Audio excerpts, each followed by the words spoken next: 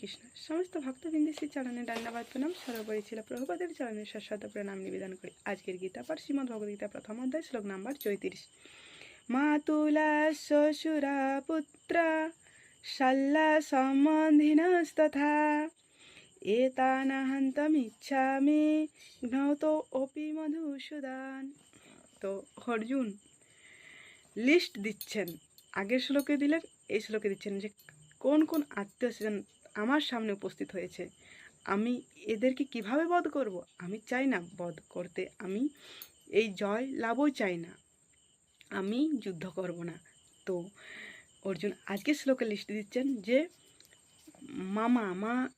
মা তুলা মামা শ্বশুরা পুত্র নাতি শাল্লা সম্বন্ধী, অর্থাৎ সম্বন্ধী বলতে দুইটা অর্থ, একটা হচ্ছে সম্বন্ধীকে বোঝায় আর একটা হচ্ছে যে আত্মীয় স্বজনদেরকে বোঝায়। সম্বন্ধী বলতে একটাকে শালা, নিজের যে স্ত্রী তার স্ত্রীর ভাইকে শালা বোঝায়, সম্বন্ধী বলা হয় তাকেও।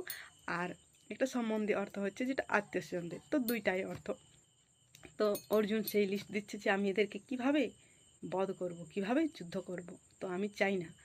তো আমাদের ব্যবহারিক, আমাদের এটা একটা শিক্ষণীয় যে আমরা যখন ভক্তিতে প্রথম প্রবেশ করব, প্রথম ভক্তি শুরু করব, তখন কিন্তু আমাদের এই সমস্ত আত্মীয়রাই প্রথম এসে আমাদের সামনে দাঁড়াবে যে এই ভক্তি এগুলো ভালো না, এগুলো করাটা উচিত না, কারণ তোমার ভালো মন্দ তো আমরাই জানবো না, কারণ তোমার আত্মীয় আমি তোমার নিজের লোক, ওই সাধুরা কি জানবে বেশি।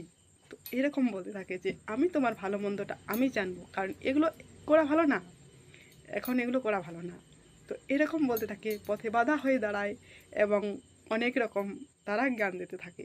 তো তখন এরা বলে যে তোমার আত্মীয়, তোমার ভালো মন্দ বাইরের লোকে বুঝবে কি, কারণ আমরাই বুঝবো, আমরা হচ্ছি তোমার আত্মীয়। ওই সাধুরা থোড়াই বোঝে, কারণ ওই সাধুরা তোমার ভালো মন্দ বুঝতে পারবে না, কারণ আমরা বুঝতে পারবো তোমার ভালো মন্দ, তাই তোমাকে যেটা বলবো তুমি সেটাই করো।